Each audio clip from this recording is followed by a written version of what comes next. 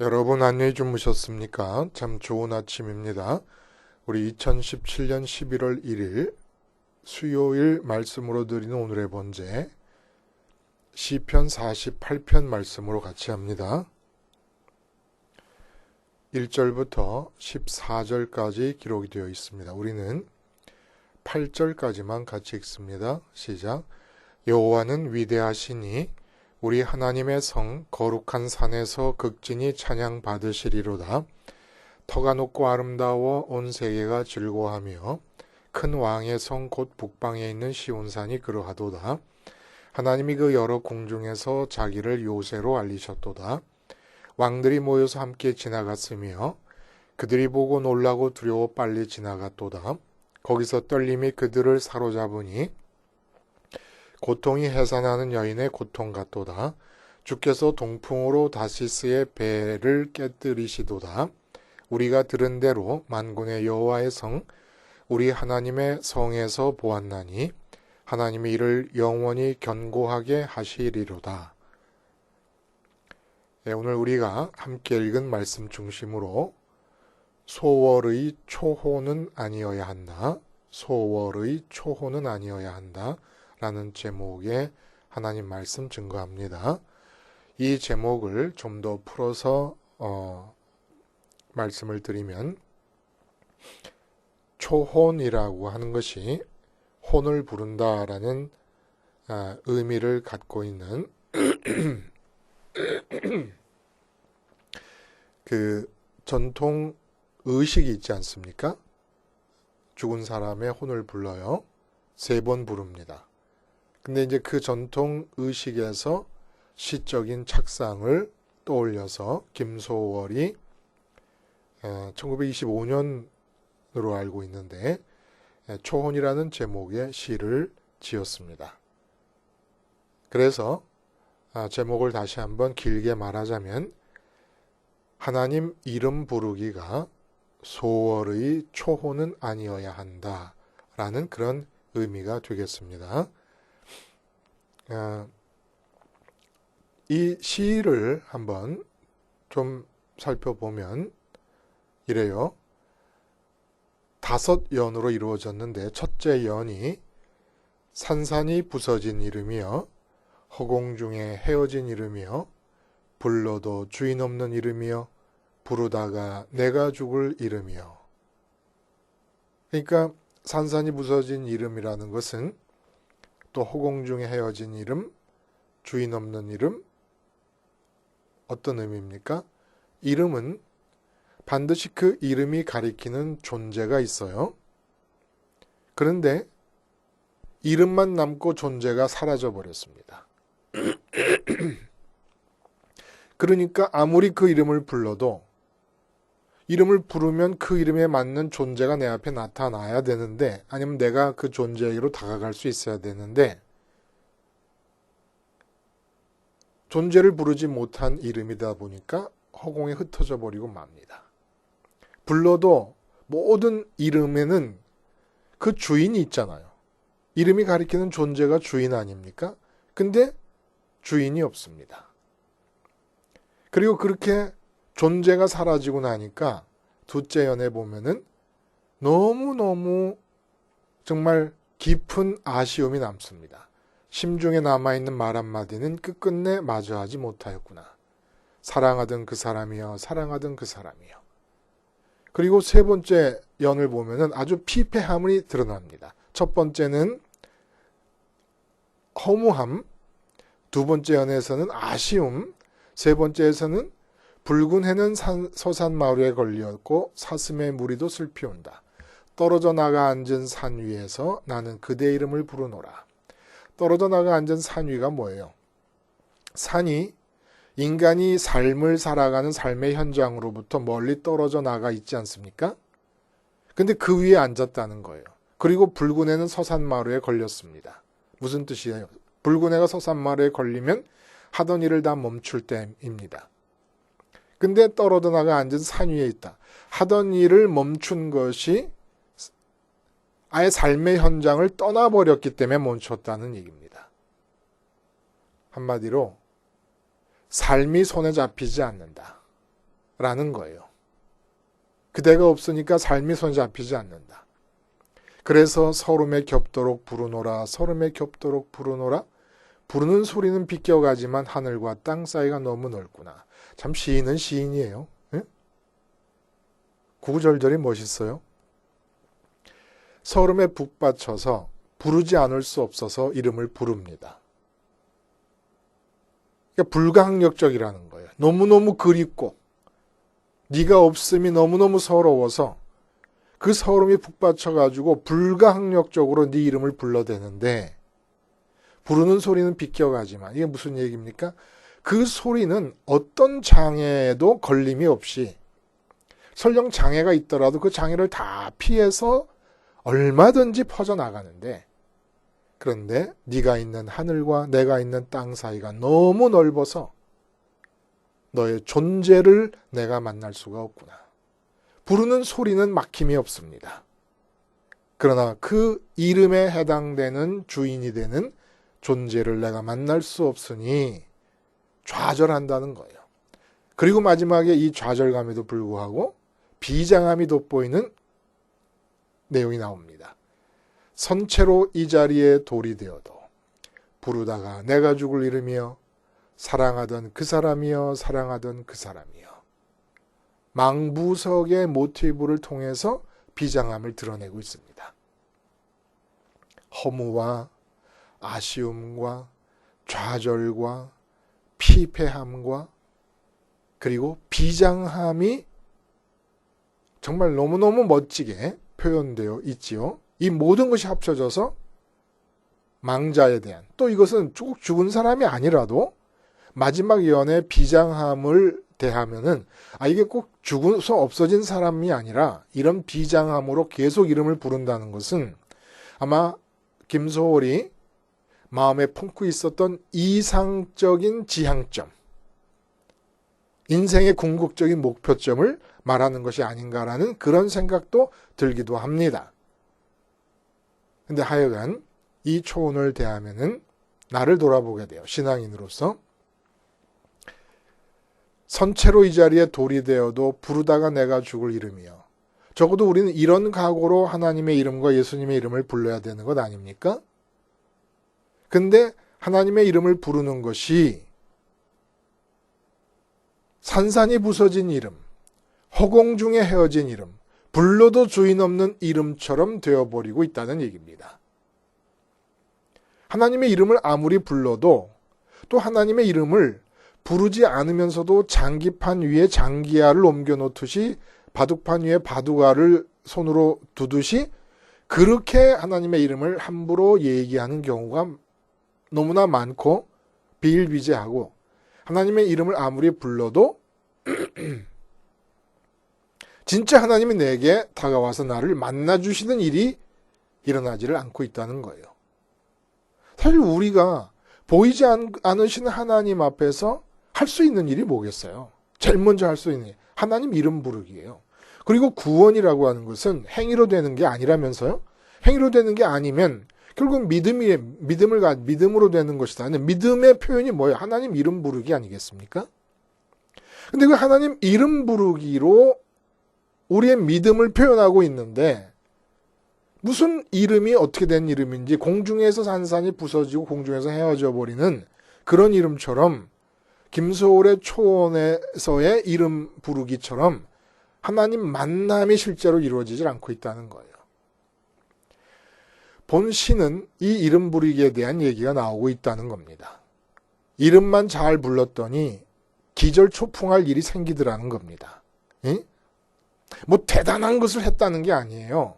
율법을 잘 지키고 뭐 이런 일을 했다는 게 아닙니다. 이름만 잘 불렀다는 거예요. 근데 기절초풍할 일이 생겼다는 거예요. 본 시는 시편 43이나 46, 87편, 122편 등과 같이 시온시라고 분류되는 시입니다. 시온산이 해발 790m의 산인데 예루살렘의 그 시온산 위에 있잖아요. 세워졌잖아요. 그래서 시온과 예루살렘을 동일시합니다. 그리고 이 시온산은 옛날에는 아브라함이 아들 이삭을 번제로 바치려 했던 모리아 산이고 바로 그리고 그 자리에 솔로몬의 성전이 지어진 그런 아주 유서 깊은 곳이지요. 그래서 시온을 찬양하는 거예요. 근데 이 찬양시의 배경은 유다 4대 왕 여호사밧 때이거나 우리 앞에서도 봤죠. 13대 왕 히스기야 때의 국가적 위기를 하나님이 직접적으로 개입하셔서 기적적인 역사를 통해 극복하게 해주신 사건을 배경으로 하고 있습니다. 그런데 히스기야 때보다는 여호사밧 왕 때라고 보기가 유력한 이유는 고라 자손의 시임을 고려하면 여호사밧 왕 때가 더 타당하죠. 왜 그렇습니까? 암몬과 모압과 마온 자손의 연합군이 쳐들어왔을 때 성전에 모여서 온 백성이 금식 기도를 합니다. 그리고 야하시엘이라는 선지자의 말씀이 전해져요. 너희의 싸움이 아니라 나의 싸움이다. 너희는 내가 싸우는 것을 보라 라는 말씀을 듣고 그 다음날 아침에 여호사밧 왕이 적군들을 향하여 자기 군대를 내보낼 때 그 군대에 앞서서 성가대를 세웠습니다. 근데 고라 자손이 뭐 하는 사람이냐면 성전에서 찬양하는 사람들이에요. 그러니까 이 시를 지은 고라 자손은 이 성가대에 참여했던 사람이 아니었겠는가라는 얘기입니다. 근데 어떻게 됐어요?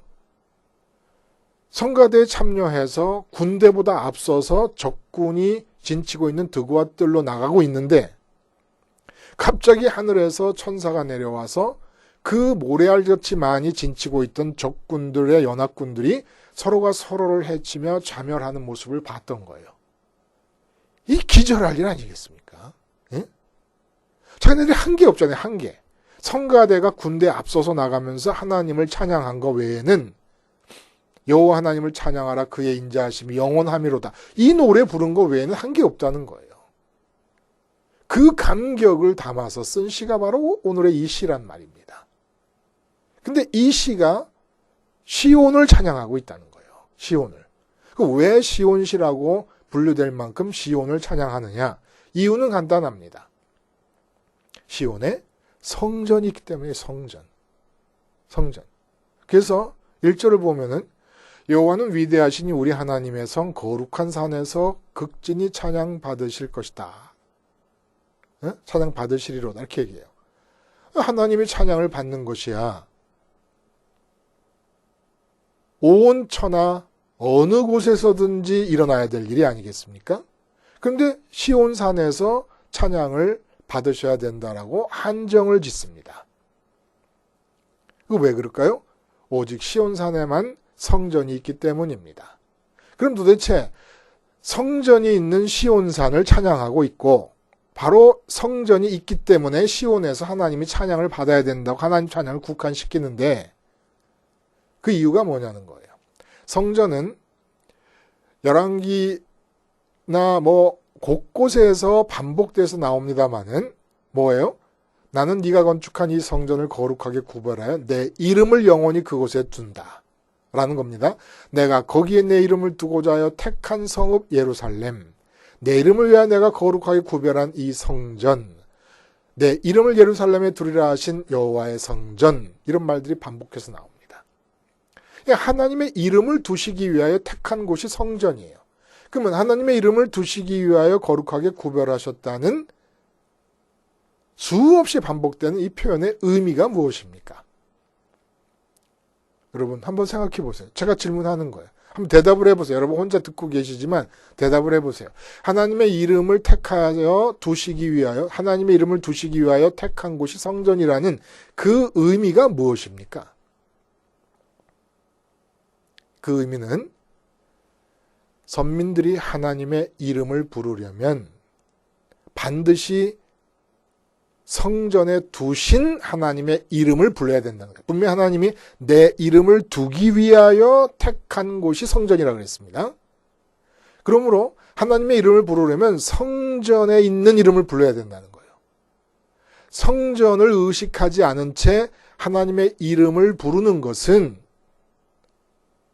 김소월의 초혼의 이름 부르기와 같은 것이라는 겁니다. 공중에 흩어져 버리고 공중에서 깨져 버리는 이름이라는 거예요. 주인 없는 이름이라는 겁니다. 그렇게 하나님의 이름을 불러서는 하나님이 그 이름에 이름 부르기에 응답하시고 만나주시지 않는다는 거예요. 그러면 그 성전에 있는 이름을 부른다는 건 무슨 뜻입니까? 성소와 번제단이 핵심입니다. 성소에는 말씀드린 대로 지성소가 있고 성소가 있어서 지성소 안에는 법궤가 들어있고 그리고 성소에는 분향단, 기도를 뜻하는 분향단과 떡상과 등잔이 있습니다. 그리고 그 앞에는 번제단이 있어요. 번제단. 그래서 성소와 번제단은 하나님 이름 부르기를 위해서 내 마음이 반드시 거쳐야 하는 절차요 시스템이라는 겁니다. 그냥 하나님 이름 석자를 부른다고 하나님이 응답하시고 하나님을 만날 수 있는 게 아니라는 거예요. 그러면 김소월의 초혼의 이름 부르기가 되어버립니다. 그렇지 않으려면 진짜 하나님의 이름을 부르면 하나님이 응답하시는 그러한 하나님 이름 부르기를 하려면 성전에 둔 하나님 이름을 부를 것이요. 그 말은 성전 시스템을 거쳐서 하나님 이름을 부르라는 얘기입니다. 이것은 내 몸이 어디에 있든지 상관이 없어요. 성전으로부터 멀리 떨어진 저기 나사렛 갈릴리에 있어도 상관이 없습니다. 그곳에 있더라도 내 마음이 성전을 기억하면서 성전의 지성소와 성소 그리고 번제단으로 이루어져 있는 이 시스템을 한번 거쳐 나와서 하나님을 불러야 된다는 거예요. 그래야 실제로 만남이 이루어진다는 겁니다.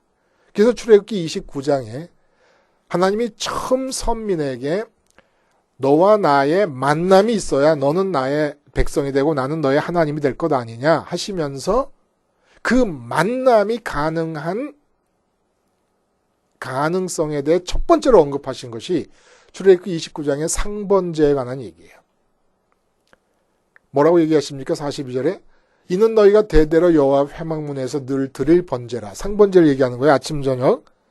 내가 거기서 너희와 만나고 네게 말하리라. 내가 거기서 이스라엘 자손을 만나리니 내 영광으로 말미암아 회막이 거룩하게 될지라. 어디서 만나요?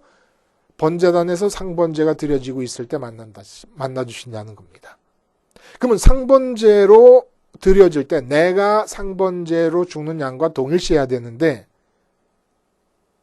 왜 나는 상번제 양과 죽어야 됩니까? 함께? 죄 때문에. 죄가 뭐기에 함께 죽어야 됩니까?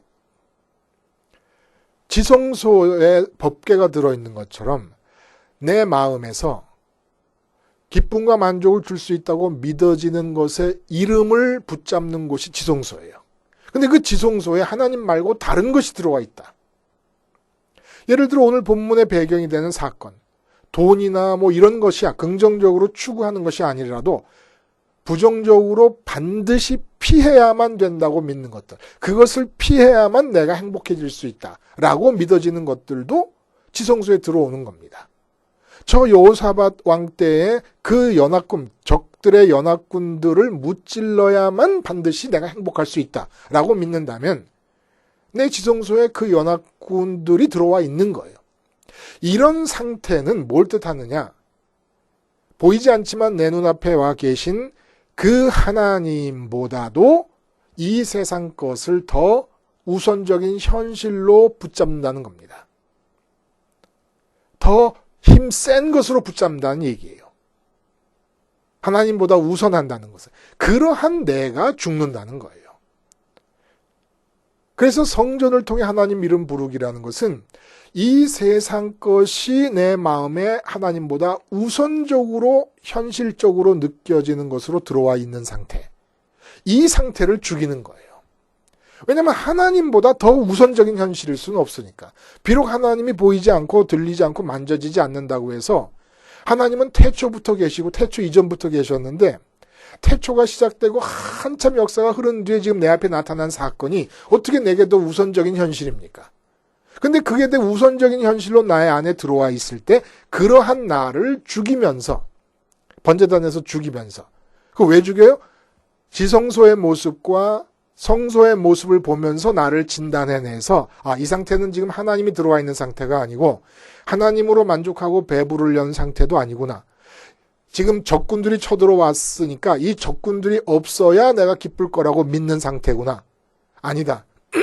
적군들보다도 하나님이 우선이고 내 기쁨과 만족은 적군들이 없어져야 생기는 게 아니라 하나님만 있으면 된다. 그 믿음의 표현을 군대 앞에서 성가대를 앞서 나가게 한 것입니다. 성가대를 앞서 나가 하나님 찬양했다는 것은 성가대가 찬양하는 하나님이 드고와 뜰에 진치고 있는 너희 이 대적들아, 너희들보다 우리 마음에는 우선이다. 너희는 둘째다. 나는 너희를 하나님을 먼저 모셔드리기 위해서 무시한다. 너희는 하나님을 먼저 모셔드린 내 마음에 아무것도 아니다. 지금 내가 급하게 해야 될 일은 너희를 무찌르기 위한 군대를 앞세움이 아니라 하나님을 찬양하고 하나님께 감사하는 게 내가 더 급박한 일이다. 왜냐하면 하나님이 더 우선적인 현실이고 그 하나님이 나를 사랑하시기 때문에. 그래서 결국 이스라엘 사람들이 한 것은 아무것도 한 게 없어요. 그냥 성전에 모여서 금식하면서 성전을 통과하며 하나님의 이름을 부른 거라는 겁니다. 이걸 고라자손이 그 역대기 20장에 가면은 이러한 자세한 내용은 말하지 않고 있잖아요. 쓰여져 있지 않은데 그 사건을 경험한 고라자손이 우리들에게 알려주는 겁니다. 시온을 찬양하라. 왜? 시온에 성전이 있기 때문에. 그러면 성전을 왜 찬양해야 되느냐? 성전을 통하여 하나님의 이름을 부를 때 아무것도 한 게 없다.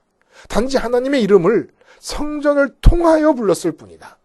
그런데 그렇게 하나님의 이름을 부를 때 하나님이 나의 첫 번째 현실이 되시면서 적군들보다 풍전등화의 위기에 처한 나라의 상태보다 더 우선적인 현실이 되실 때 나는 보았다. 내가 그렇게 성전을 통과하면서 부른 그 하나님의 부름에 응답하시는 하나님을 나는 보았다. 이 고백을 지금 해 주시는 겁니다.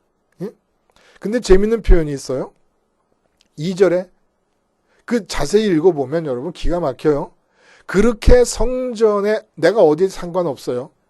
마음만 성전을 떠올리고 성전을 마음에 한 바퀴 거치면서 번제단에서 세상이 먼저 들어와 있는 내가 죽으면서 하나님을 부르면 아무리 성전에서 멀리 떨어진 곳까지도 오늘 본문에 보면 세상 끝까지 하나님을 찬양한다는 말이 나오지 않습니까? 이건 무슨 얘기예요? 내가 세상 끝에 가 있을지라도 성전으로부터 2억 마일리 떨어진 곳에 있을지라도 다니엘이 그랬던 것처럼 바벨론으로 포로로 잡혀갔던 다니엘처럼 그렇게 멀리 떨어져 있을지라도 성전을 떠올리면서 하나님의 이름을 부르면 하나님은 응답하신다. 그리고 2절에 터가 높고 아름다워 온 세계가 즐거워하며 큰 왕의 성 곧 북방에 있는 시온산이 그러하도다. 이 기가 막힌 표현이에요. 터가 높고 아름다워 온 세계가 즐거워함이라는 것은 터가 높아봤자 해발 790m예요. 온 세계에는 높은 산이 이 산 말고도 많아요. 근데 뭘 뜻하는 겁니까? 이 지구에 인간이 살고 있는 지구의 랜드마크라는 거예요. 성전이 있는 시온이. 그러니까 모든 사람이 지구 표면 어디에 있든지 이 성전을 바라보라는 얘기입니다. 그리고 이 성전은 지구 어디에 있든지 바라볼 수 있게끔 마음으로 바라보는 것으로 하나님이 만들어 놓으셨다는 거예요. 육체로 성전 뜰을 밟는 것이 중요한 것이 아니라 내 마음이 성전을 기억하는 것이 중요한 거라는 겁니다. 그럴 때 온 세계가 즐거워할 수 있다는 거예요. 그리고 북방에 있는 시온산이라는 얘기는 무슨 얘기냐?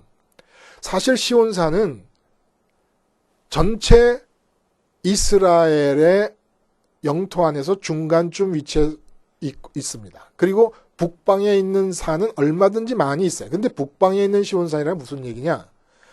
출애굽해서 광야를 40년 동안 배회할 때에 정말 이 초혼의 시 속에 나오는 망자를 향한 그리움보다 더한 그리움으로 이스라엘 백성들이 열망하던 것이 가나안 복지입니다.